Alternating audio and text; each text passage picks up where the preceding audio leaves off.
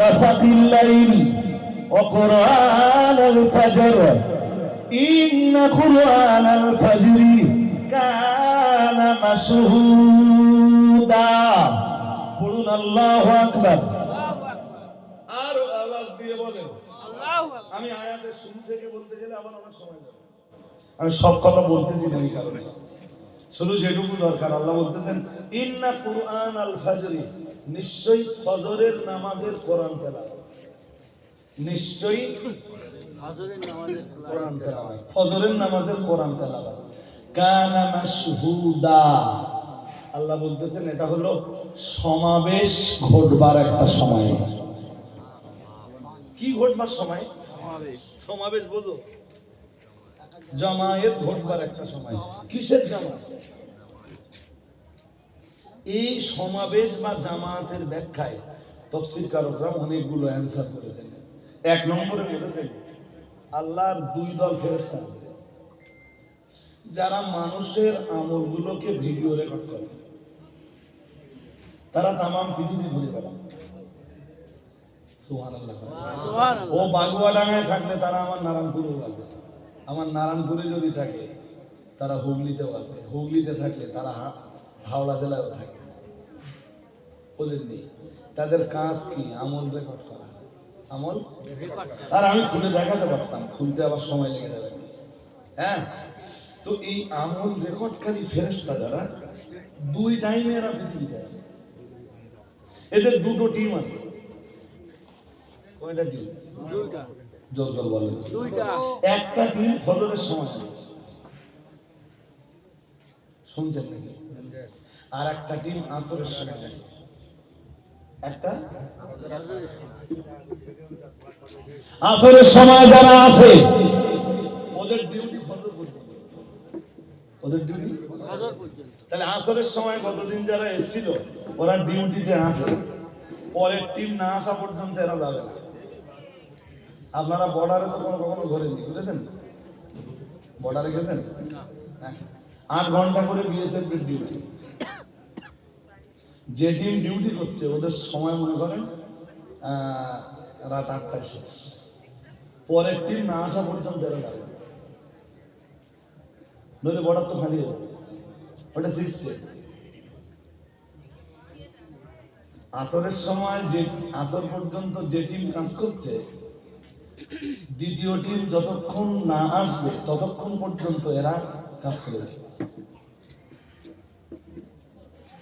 আবার আসরের সময় যারা এসেছিল ওরা ঠিক ফজর পর্যন্ত থাকবে, পরের টিম যতক্ষণ না আসবে কাদের সমাবেশ ঘটছে?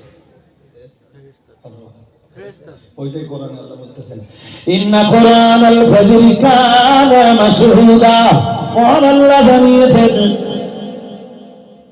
নিশ্চয়ই ফজরের কোরআন তেলাওয়াতে ফেরেশতাদের সমাবেশ ঘটে। আর একটু মন খুলে বলেন সুবহানাল্লাহ। এই জন্য ফজরের কেরাত অনেক লম্বা, কেরাত জাহেরি এবং অনেক লম্বা, অনেক লম্বা। মসজিদে নববীতে তো দেখেছি অনেক টলে পড়ে যায়। আর আমি যে কি এক অদৃশ্য তৃপ্তি অনুভব করতাম ফজরের নামাজে, আমার আল্লাহই ভালো জানেন। মসজিদে নববীতে শুধু মনে হতো যে ইমাম সাহেব আরেকটু পড়ুন। অধিকাংশ সময় তো আমি বুঝতে পারতাম যে কোরআন কোথা থেকে পড়ছে। আমার সাথীরা আবার জিজ্ঞেস করতো মাঝে মাঝে, আমি হাফেজ না, আমার জিজ্ঞাসা হয় তাহলে হুজুর তাও বলতে পারবে না। বুঝেন? একদম বাড়ি এসে মুখস্থ বলে দিয়েছিল, প্রথম দিন ফজরে এই কেরাত, দ্বিতীয় দিন এই কেরাত, তৃতীয় দিন এই কেরাত, চতুর্থ দিন এই কেরাত, প্রথম দিন এশায় এই কেরাত, পরের দিন এই কেরাত, তারপর দিন এই কেরাত। আর দুই একজন জুয়েল হাফেজ ছিল সঙ্গে, ফজরের নামাজ পড়ে মসজিদ নববী থেকে বার হয়ে তাদের সাথে দেখা। ইমাম সাহেব কেরাত আজকে কেমন পড়লো, এক এক কেরাত ধরবে। একদিন দেখেছি না আরাফের প্রথম থেকে শুরু করেছে, আর এমন জায়গায় যে ছেড়েছে, আর এমন কায়দায় ছেড়েছে, আমি ওই স্টাইল পড়বার ওই কায়দা আমার জীবনে কোনোদিন আমি ভুলব। ঠিক যেখানে শেষ করে রুকুতে গেল, তার আগের আয়াতটা এত চ্যাম্পিয়ন করে পড়লো, পিছনে শত শত না হাজার হাজার হাফেজ নামাজ পড়ছে, হাফেজরা পর্যন্ত অবাক হয়ে গেল। মসজিদে নববী আল্লাহু আকবার পড়া ছাড়া কোনো রাস্তা নেই। ব্যাস এক হাফেজকে গিয়ে একদিন জিজ্ঞেস করছে, বলছে কেমন দিল আজকে, মানে অন্য কিছু না, জিজ্ঞেস করছে যে আজকের পড়াটা কেমন সুন্দর হলো। খুব এই এলাকার খুব দুই এলাকা, সে এক জায়গায় বসে 30 পারা কোরআন পড়তে পারে। ফজরের নামাজের কেরাত মসজিদে নববী,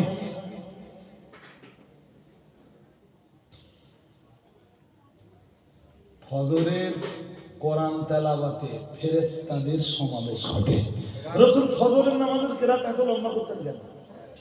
যাদের ঘুম থেকে উঠতে দেরি হয়েছে ওরাও এসে যেন জামাতে শামিল হতে পারে, যাতে সমাবেশটা ঘটতে পারে। একদিকে ফেরেশতাদের সমাবেশ, আর একদিকে কাদের সমাবেশ?